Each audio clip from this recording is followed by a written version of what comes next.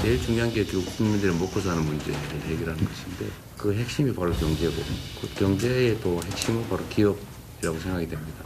국가 경제에 도움되는 거라면 최선을 다할 생각이에요. 새로운 정부는 국민들의 먹고 사는 문제, 민생 경제에 집중하려고 합니다. 그 중심에는 여러 경제단체, 주요 기업인들 계시니까 특별히 잘 부탁드립니다. 우리 모두가 함께 잘 사는 세상, 세계를 선도하는 대한민국이 될 수 있도록 많은 협조, 또 조언, 필요하면 쓴소리도 부탁드립니다. 이재명 대통령이 취임 9일 만인 오늘 오전 이 5대 그룹 회장과 경제 6단체장들을 처음으로 만났습니다. 재계와의 첫 면담이었는데요. 이재명 대통령은 경제의 핵심은 바로 기업이다라면서 국가 경제에 도움이 되는 것이라면 최선을 다하겠다 이렇게 밝혔습니다. 자, 통상 대통령과 재계 총수들이 이렇게 만남을 갖고 나면 기업 총수들이 뭔가 대규모 투자 계획이라든가 아니면 대규모 채용 계획 같은 소위 말하는 선물 보따리를 풀기도 하잖아요. 네, 그렇죠. 역대 정부 때마다 대통령이 당선되고 재계 총수와 만남 이후에 투자 고용 계획, 대규모 투자 고용 계획을 발표했죠. 문재인 정부 때도 약 300조 원 규모였고요. 윤석열 정부 때는 훨씬 많았습니다. 1,055조 규모의 투자 고용 계획을 발표했었는데 네.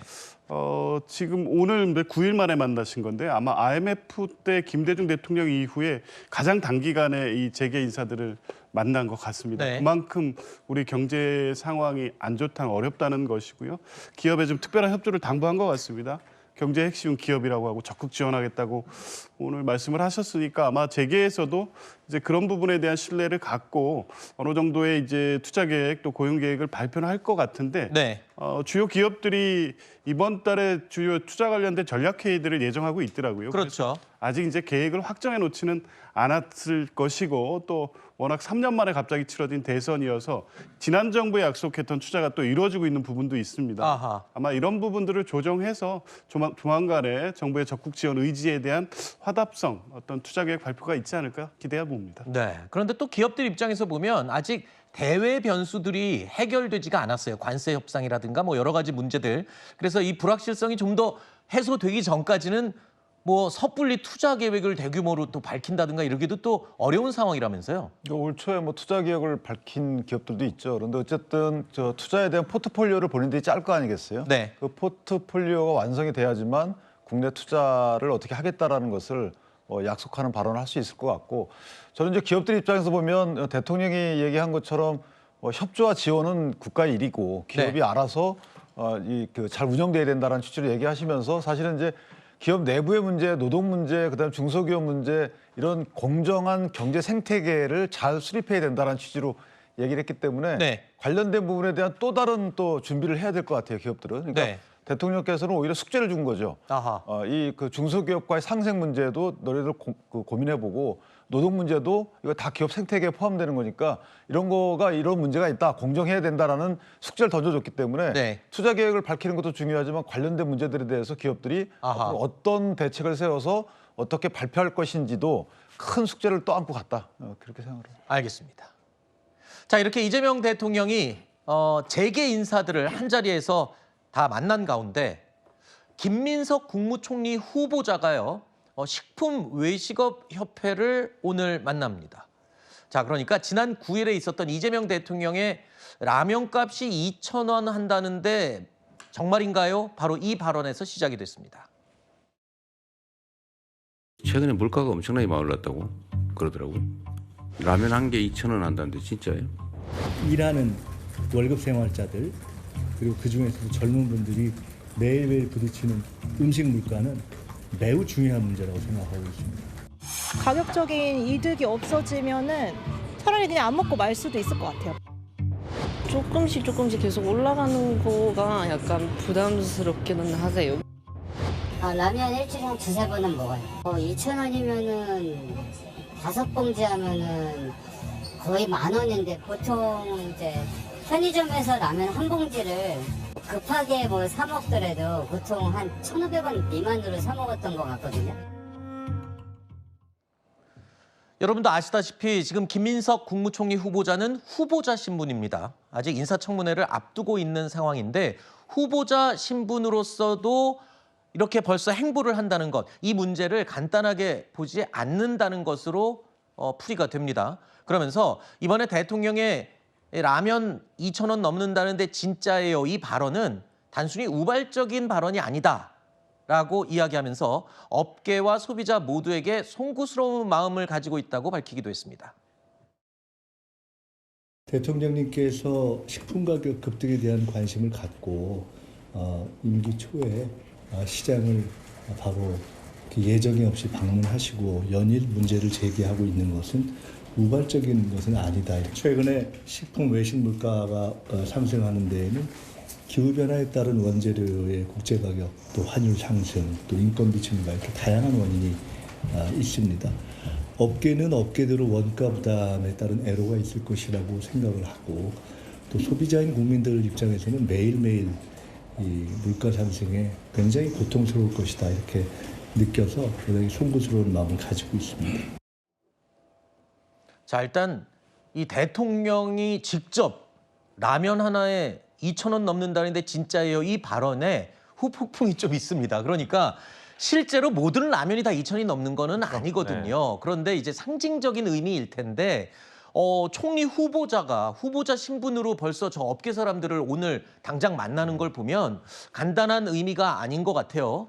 일단 물가가 너무 무섭게 상승하고 있는 것도 사실이고요. 네. 또 라면은 2,000원짜리 라면 이제 고급 라면 시장도 좀 확대되고 있기 때문에 네. 2,000원 넘은 것도 또 사실입니다. 근데 이제 소비자협회에서는 이 라면의 주재료인 밀가루가 대부분 수입에 의존하고 있는데 그 소맥 원맥 가격은 떨어지지 않았냐라고 하면서 왜 라면 값은 계속 오르는 거냐라고 주장을 하고 있는 건데 사실 아까 김민석 후보자가 말한 것처럼 일단 환율도 상승했고요. 국제 원가 다 지금 그 라면을 만드는데 밀가루만 사용되는 게 아니잖아요. 네. 다양한 재료들 이런 것들이 전체적으로 다 상승을 했기 때문에 식품업계 입장도 분명히 있을 것이다. 그렇기 네. 때문에 대통령이 아니 라면이 2,000원이나 넘어요라고 한 발언이 마치 업계에 좀 부담을 줄 수도 있거든요. 지금 업계가 엄청 부담을 느끼고 있다고 합니다. 업계에서. 그렇기 때문에 아마 후보자가 가서 대통령께서 발언한 것은 그렇게 뭐 물가를 안정시키겠다는 의지는 갖고 계십니다만 식품업계의 탓으로 돌리는 건 아니다. 그렇기 때문에 식품업계에도 우려의 말씀을 전한다라고 전달을 한 겁니다. 맞습니다. 우리가 정부가 만약에 이런 물가를 안정시키기 위해서는 이런 업계, 기업들을 압박하기보다는 그럼 어떻게 환율을 안정시킬 수 있을 것인가?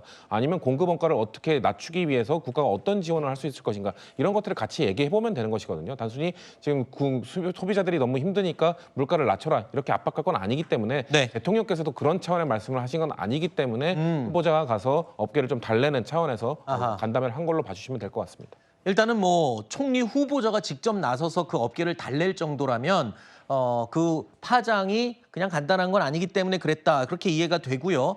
업계에서는 이 발언 직후에 굉장히 억울하다는 입장이었어요. 왜냐하면 실제로 물가가 올랐기 때문에 원자재 값이. 거기다가 라면 업계는 과거 정부에서도 한번 가격을 한번 강제로 조정당한 적이 있잖아요. 그래서 아마 더더욱 더 불만이 있는 것 같은데 일단은 뭐 시장 물가를 인위적으로 이렇게 만지는 것이 조금 더 역효과가 날 수도 있다는 우려도 나오던데요. 그렇습니다. 왜냐하면 사실은 라면 같은 경우는 워낙에 시장에서의 경쟁이 매우 치열한 이른바 거의 완전 경쟁 시장에 가까운 품목입니다. 그렇기 때문에 특정 기업이 독점적으로 공급하는 물건이 아니고 누구나 쉽게 만들어서 팔 수 있는 물건이기 때문에 사실은 엄청 경쟁이 치열하거든요. 그리고 아마 국민들도 잘 아시겠지만 마트를 가보거나 인터넷 온라인 쇼핑몰을 보면은 사실 할인도 많이 합니다. 그만큼 치열한데 업계 입장에서는 마치 라면 가격을 담합해서 올린 것처럼 그렇게 국민들에게 비춰지는 것에 대한 부담이 있을 겁니다.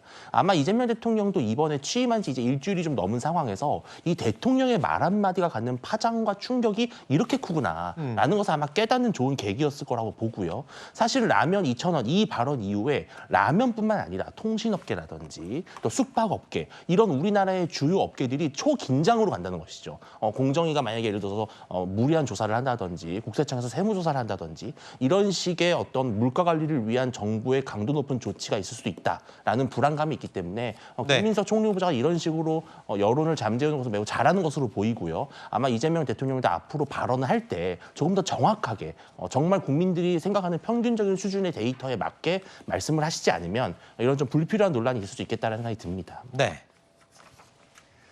자, 일단 국내 경제 상황이 좋지 않습니다. 이재명 대통령을 일단 경제 살리기에 총력을 다하는 모습인데 나라 밖 대외 경제 상황도 그리 좋지 않습니다. 이재명 대통령이 G7 정상회의 참석을 앞두고 있는 상황에서 트럼프 대통령 연일 관세 압박으로 밀어붙이고 있습니다. To further defend our auto workers, I imposed this 25% tariff on all foreign automobiles and auto manufacturing. All manufacturing is surging. I might go up with that tariff in the not too distant future. The higher you go, the more likely it is they build a plant here. We're going to bring it from 25% to 50%, the tariffs on steel into the United States of America, which will even further secure the steel industry in the United States. Nobody's going to get around that. At 50%, they can no longer get over the fence. 당장 오는 23일부터는요. 철강 제품뿐만 아니라 냉장고나 세탁기 같은 전자제품 여기도 지금 관세가 추가로 부과됩니다. 거기다가 우리나라 자동차 업계에도 지금 관세 부과가 예정이 돼 있는 그런 상황인데 최근에 트럼프 대통령 더 강한 압박을 하고 있습니다. 이 상호 관세에 대한 협상은 더 이상 없다. 이제 앞으로는 우리한테 상호 관세 협상하자고 하지 말라. 아예 그냥 반응을 안 보이겠다. 밀어붙이겠다는 거죠. 특정 시점이 되면 서한 발송을 하겠다. 뭐 이렇게 입장을 강행하고 있습니다. 자, 이런 상황에서 지금 우리나라는 새 정부가 출범한 지가 이제 겨우 9일밖에 안 됐고 지금 한 달도 채 남지 않았어요. 지금 관세 폭탄 제대로 또 맞으려면 준비할 기간이 이게 괜찮은가 좀 걱정이 되기도 하는데요. 일단 촉박한 건 사실이지만요. 네. 지금 미국이 관세 폭탄 이후에 각국과 관세 협상을 진행하는 것을 보면 그렇게 우리가 서두를 일은 아니다. 그렇게 보여집니다. 중국과의 협상도 보면 미국이 큰 소리 쳤지만 결국 트럼프가 먼저 요청해서 전화 통화를 한다든가 그리고 지금 어설픈 봉합으로 지금 협상을 마무리하고 있는 단계입니다. 우리도 마찬가지라고 봅니다. 미국이 큰 소리는 치고 있지만 결국에 협상은 주고받는 것이고 미국의 이익을 일방적으로 관철하는 협상은 없습니다. 우리가 줄 것도 있고 받을 것도 있고 뭐 이런 부분이 있기 때문에 오늘 여한구 통상교섭본부장 신임 교섭본부장이 밝힌 바와 같이 이제 교섭을 시작하는 단계이기 때문에 트럼프가 제시하는 시한에 얽매일 필요는 없다. 우리 측의 충분한 준비를 통해서 주고받는 협상을 잘 마무리할 수 있을 것으로 기대해 봅니다. 알겠습니다. 어쨌든 이재명 대통령 나라 안팎으로 경제 살리기 위해서 온 힘을 다하고 있는 건 분명한 것 같습니다.